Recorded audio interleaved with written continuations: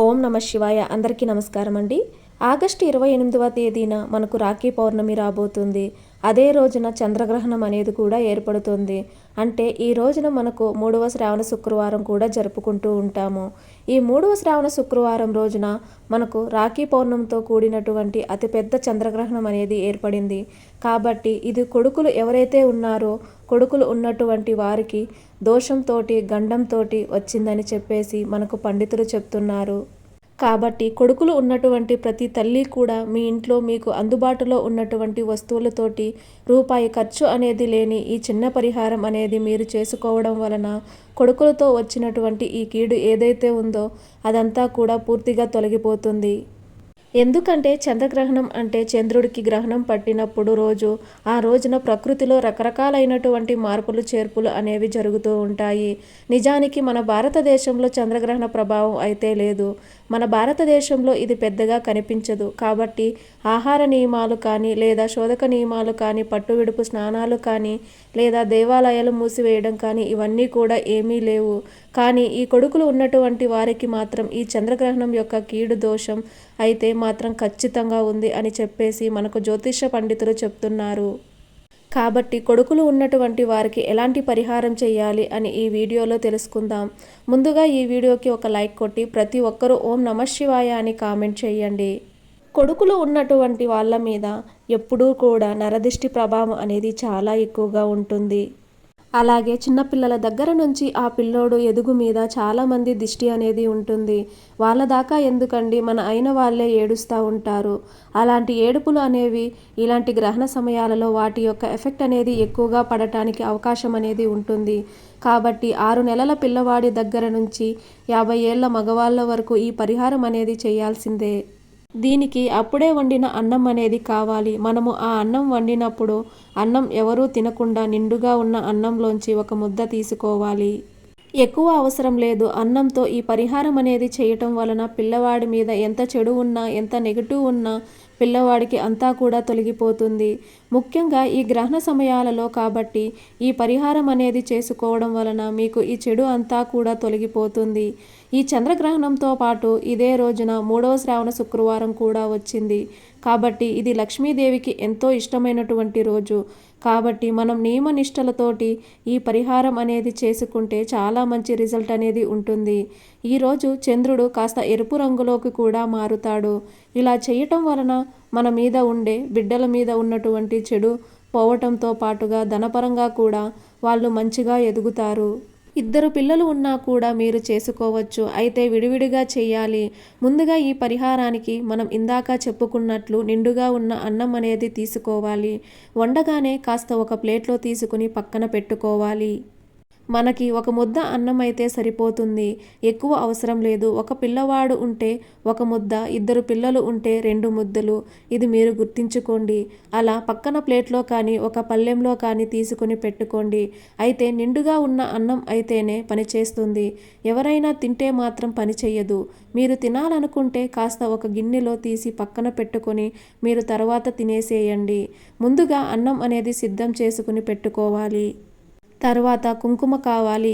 తర్వాత కల్లుప్పు అంటే రాళ్ళ ఉప్పు కావాలి. నల్ల ఆవాలు 1 స్పూన్ కావాలి. దీనితో పాటుగా ఒక గాజు గ్లాస్ కూడా కావాలి. అలాగే ఒక గ్లాసుడు వాటర్ కూడా కావాలి. మీరు ఇలా ముందుగా అన్నీ సిద్ధం చేసుకుని పెట్టుకోండి. గాజు గ్లాసు లేకపోతే గాజు బౌల్ అయినా పర్వాలేదు. కానీ స్టీల్ ప్లాస్టిక్ వాడద్దు. అలా ఆ తల్లి అంటే దిష్టి తీసే తల్లి చేతికి ఎర్రటి గాజులు వేసుకోవాలి. ఎందుకంటే మనం దిష్టి తీసేస్తున్నాం కాబట్టి ఎర్రటి గాజులు వేసుకోవడం వలన ఇంకా ఆ నరదృష్టి ఎఫెక్ట్ ఇదంతా కూడా పూర్తిగా తొలగిపోతుంది. ఇప్పుడు ఆ అన్నాన్ని చక్కగా అలా కలుపుకొని అందులో కుంకుమ వేసుకోవాలి. కుంకుమ వేసుకుని అన్నాన్ని కలుపుకోవాలి. కుంకుమ అనేది కొంచెం ఎక్కువగా తీసుకోండి.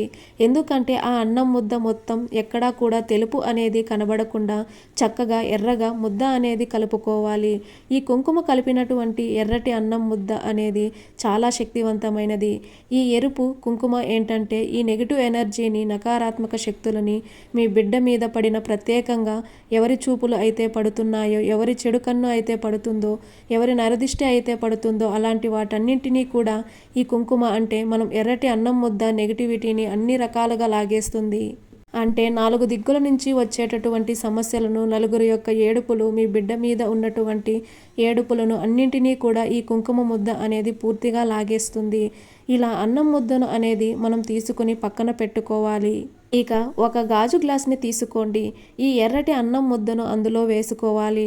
అట్లా వేసుకొని సిద్ధం చేసుకోండి. తర్వాత ఒక స్పూన్ను రాళ్ళ ఉప్పు, ఒక స్పూన్ ఈ గ్లాసులో వేసుకోండి. అన్నం ముద్ద మీద ఈ ఉప్పును వేసేయాలి. అంటే మనకున్న దిష్టిని తీసేయడానికి ఉప్పు అనేది పర్ఫెక్ట్గా పనిచేస్తుంది. తర్వాత నల్ల ఆవాలు, ఈ నల్ల ఆవాలు అనేవి చాలా చాలా శక్తివంతమైనవి. ఈ నల్ల ఆవాలు నకారాత్మక శక్తులను, అలాగే కొన్ని రకాల నెగిటివ్ శక్తులను లాగేయడానికి చాలా పవర్ఫుల్గా ఉపయోగపడతాయి. వీటిని కూడా ఒక స్పూన్ తీసేసుకుని ఆ ఉప్పు మీద వేసేయాలి. ఇప్పుడు దాంట్లో మనము నీటిని పోయాలి. నీరు అనేది చాలా శక్తివంతమైనది. నీరు మనకు పంచభూతాలలో ఒకటి. నీరుతో మనం దిష్టి తీసేయడం వలన ఆ చెడు ఏదైతే ఉందో అది కడుక్కొని పోతుంది. నీటిని నారాయణుడిగా చెప్తూ ఉంటారు. కాబట్టి నీటిని కూడా మనం ఖచ్చితంగా ఇక్కడ ఉపయోగించాలి. ఈ నీటిని కలపడం వలన ఆ శక్తి అనేది ఇంకా రెట్టింపుగా మారుతుంది. అయితే నీటిని నిండుగా తీసుకోకుండా కాస్త వెలుతుగా తీసుకోండి. దిష్టి తీసేటప్పుడు నీరు కింద పడకూడదు. ఇప్పుడు ఈ గ్లాసును పట్టుకొని ఏం చేస్తారంటే పిల్లవాడిని తూర్పు ముఖంగా కూర్చోబెట్టాలి. 2-3కి ఒకే గ్లాస్తో అలా తీయకూడదు. గుర్తించుకోండి. పిల్లవాడిని కూర్చోబెట్టి కుడి నుండి ఎడమకు 3 సార్లు, ఎడమ నుంచి కుడికి 3 సార్లు తిప్పాలి. ఈ గ్రహణాల వల్ల మా బిడ్డకు ఏమీ కలగకూడదు. అలాగే ఈ నలుగురు ఏడుపులు పోవాలి, నరఘోష పోవాలి, మా బిడ్డకి పెళ్ళి అవ్వాలి, తొందరగా మా బిడ్డకు ఉద్యోగం రావాలి, మంచిగా వ్యాపారంలో సంపాదించుకోవాలి, ఒక సొంత ఇల్లు కట్టుకోవాలి అని చెప్పేసి చక్కగా తల్లి అయినా చెయ్యొచ్చు, తల్లి లేని వాళ్ళు భార్య అయినా చెయ్యొచ్చు. ఇలా చేయడం వలన భార్యాభర్తలు సంతోషంగా ఉంటారు. పెళ్ళి కాని వాళ్ళకైతే మంచి అమ్మాయితో పెళ్ళి జరుగుద్ది. అలాగే ఈ రోడ్డు ప్రయాణ ప్రమాదాలు ఇలాంటివి ఏమీ జరగకుండా ఉంటాయి. మీ పిల్లలు ఎప్పుడూ కూడా మీ కళ్ళ ముందర సంతోషంగా ఉంటారు. కాబట్టి చక్కగా ఇలా చేయండి. అలా తిప్పేసిన తర్వాత ఆ నీటిని ఏదైనా పచ్చని చెట్లు మొదట్లో కానీ నీళ్ళల్లో కానీ పోసేసి పిల్లవాడిని స్నానం చేయమని చెప్పండి. మీరు కాళ్ళు కడుక్కొని లోపలికి వెళ్ళండి.